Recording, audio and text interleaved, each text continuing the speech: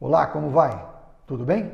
Seja bem-vindo, seja bem-vinda ao nosso canal Vascular na Veia.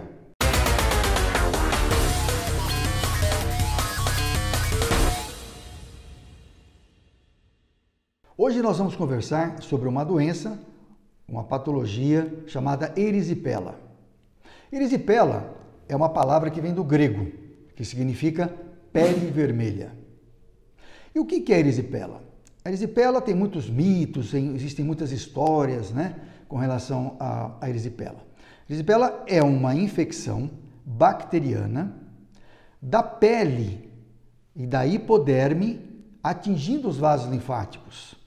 Então é a pele, que nós conhecemos, embaixo da pele existe um tecido chamado subcutâneo, também chamado como hipoderme, onde tem os vasos linfáticos. Então, quando você tem uma infecção desse conjunto, nós chamamos de erisipela. A erisipela ela pode acometer os membros inferiores com muito mais frequência, mas também os membros superiores, o braço, o antebraço e até a face pode ser acometida também pela erisipela. E o que causa erisipela? Erisipela é uma doença bacteriana causada por uma bactéria de um nome meio comprido. É a bactéria do grupo Streptococcus beta-hemolítico, do grupo A de Lancerfield. Essa bactéria, ela é muito mais frequente para causar essa infecção chamada erisipela. Entretanto, existem outras bactérias, como o Staphylococcus, por exemplo. Dependendo do tipo da bactéria que é acometida, que causa a infecção, você pode ter quadros diferentes de evolução. Pode ter uma erisipela que nós chamamos de bolhosa, causa bolhas grandes nas pernas. Pode ter a erisipela que evolua até para a necrose, chamada erisipela necrotizante, que causa a infecção da pele, levando até a necrose em função das toxinas da bactéria. E quais são os principais sintomas? A pessoa quando tem, até nós comentamos que a erisipela é como se fosse uma pneumonia da perna. Por quê? Porque é um quadro relativamente grave, porque vem uma febre alta, a pessoa fica prostrada, não quer fazer nada, desanimada, perde o apetite. Então, comparando, como se fosse uma pneumonia da perna em função de ambos, no caso, serem infecções. A pele da perna fica avermelhada, fica inchada, e com isso vai havendo uma piora. Ela pode começar com um pequeno vermelhidão apenas no tornozelo, às vezes no meio da perna, e pode subir. Ela pode ter uma evolução ascendente, porque ela segue o fluxo dos vasos linfáticos. Existe um tipo de doença chamado linfangite e celulite, que às vezes são confundidos com a erisipela. Mas a erisipela é quando você tem a inflamação e até a infecção atingindo os vasos linfáticos. A linfangite e a celulite não atinge. A linfangite atinge os vasos linfáticos, mas não tem causa bacteriana. O que leva, como que você pode adquirir uma erisipela? A gente disse que tem que ter uma porta de entrada. E o que seria essa porta de entrada? Por exemplo, aquelas infecções, aquelas lesões, melhor dizendo, no vão dos dedos, chamadas lesões interdigitais dos pés, conhecido como frieira ou micose causada por um fungo, também chamada às vezes de pé de atleta.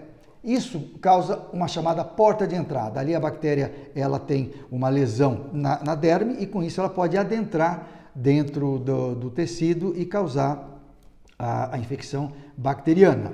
Por exemplo, quando você tem uma picada de inseto, causa uma inflamação local, também há uma certa abertura da pele, a bactéria pode entrar.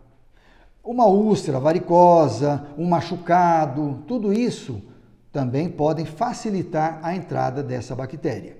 E o que pode predispor? Quais são os fatores que predispõem as doenças que geralmente estão associadas? Principalmente, em primeiro lugar, as varizes. Porque as varizes elas causam edema nas pernas, uma certa lentificação do fluxo e sobrecarregando os vasos linfáticos, facilita então esse acometimento bacteriano. A diabetes é um fator importante. As doenças cardiovasculares por exemplo, doença do coração, tipo insuficiência cardíaca congestiva, chamada de coração inchado, em que a pessoa, ao ter coração inchado, acaba tendo inchaço também das pernas. O inchaço, por afastar um pouquinho, por deixar a pele mais esticada, também pode facilitar a bactéria que ela entre dentro da pele. E problemas tipo também aí a obesidade, em que a pessoa, por ter sobrepeso, pode dificultar o retorno venoso, também sobrecarregando os vasos linfáticos. A erisipela é uma doença relativamente frequente, porque ela acomete, em média, vamos dizer, até 100 pessoas a cada 100 mil habitantes por ano. Se pegarmos uma região como a nossa, que tem aproximadamente 400 mil habitantes, fazendo uma conta rápida, você vai ter 400 pessoas no ano, e dividido por 12, você vai ter uma média aí de um paciente, até 1,5, vamos dizer assim, estatisticamente, por dia que possa apresentar erisipela. Então é como você pensar que uma pessoa por dia tem erisipela. É um número alto. A erisipela ela é tratada, por ser um problema bacteriano, ela é tratada com antibióticos. Existem antibióticos específicos que nós utilizamos. Podemos associar anti-inflamatórios para ajudar a desinflamar a pele e, eventualmente, quando está associada a uma trombose venosa, podemos usar os anticoagulantes. Falando em trombose venosa, existe uma associação de erisipela com a trombose venosa. Pessoas que têm erisipela podem até, em 5% dos casos, desenvolver a trombose. Então veja só, quem tem varizes tem mais facilidade de ter erisipela, quem tem erisipela pode desenvolver uma trombose, então você veja que uma coisa está interligada à outra. Por isso que é importante a prevenção. E também um fato muito importante, quem tem erisipela, tratou, está tudo bem, passou aquela fase, nos primeiros 6 meses após o evento, a pessoa pode, até 10% das pessoas, pode ter recaída, ou seja, recorrência dessa erisipela. Então, é uma doença, é uma patologia que tem que ser tratada, tem que ser observada, porque pode trazer consequências sim. E aí vocês vão ter alguns exemplos das erisipelas bolhosas, causada por um tipo de bactéria, da erisipela que pode causar a necrose, e é muito importante que você esteja atento e prevenindo sempre. Acompanhe-nos sempre no nosso canal Vascular na Veia. Até a próxima!